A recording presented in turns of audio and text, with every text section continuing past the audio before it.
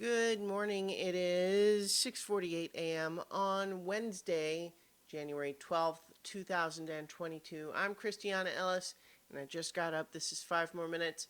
I'm sitting slightly scooted over to the side because I've got a little dog sleeping on the base of my microphone stand.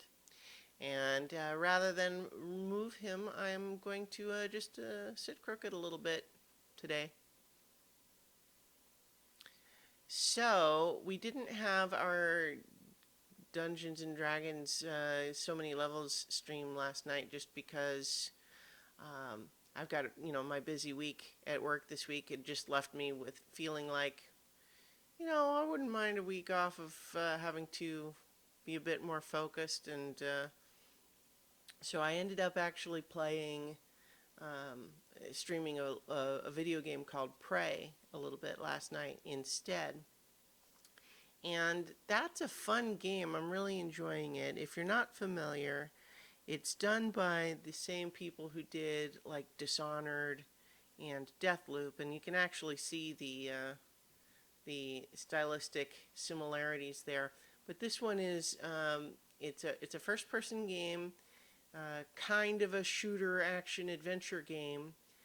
But this one is sci-fi and kind of spooky because you're on a space station.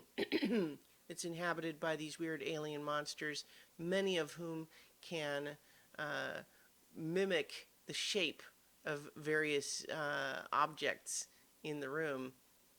And so you'll frequently have a case where you see, oh God, were those some weird little alien legs skittering around the corner, and then you run around the corner to chase it down, and then all of a sudden you don't see one anywhere, and you're like, wait, were there 2 coffee mugs on the table before, or just one? And it's because it might have turned into a coffee mug, but maybe you go to smash those coffee mugs with your wrench, and they're fine, but then the mimic, which had actually turned into an ashtray behind you that you didn't see, jumps on you.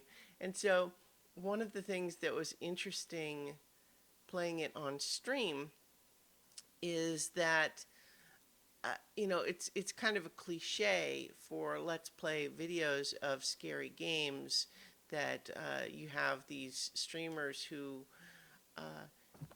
some might say are being like performatively scared when things happen, and screaming a lot and that sort of thing. And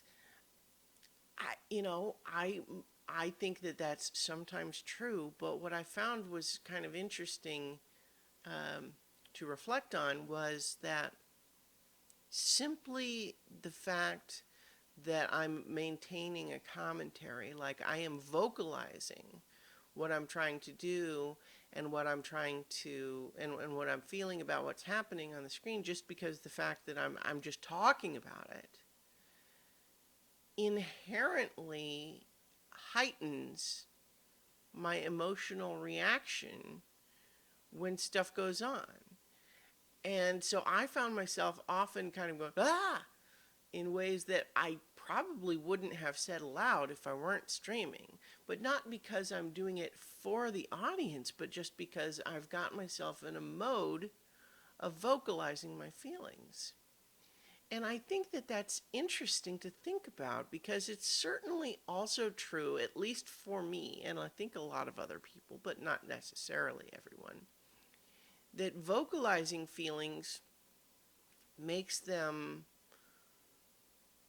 present and impossible to ignore in a way that keeping them inside can numb them a bit. Like, for example, when you're dealing with a lot of sadness about something, let's say, the grief about something, a loss, or just as an example, the idea that you can be keeping it together really well as long as you don't try to talk about it. But the instant you try to actually start speaking about it and verbalizing, all of a sudden, that's when the tears come, right? I think that's one of the reasons too that talk therapy can be really helpful and cathartic for people is that you find that even if you've been thinking about something endlessly in your own head, the act of actually saying it out loud to someone does transform the feeling of it in a real way. And it was kind of interesting to see that principle, which I already believed in, expressed through my gasping aloud and screaming a little bit. I don't, not in an extreme way, playing this horror video game when I was otherwise also verbalizing about it. In any case, it was a fun game. Oh my gosh, excuse me. It was a fun game. Yawns don't actually mean you're bored, but at the same time, it's kind of a funny cliche. It was like, yeah, it's a really fun game.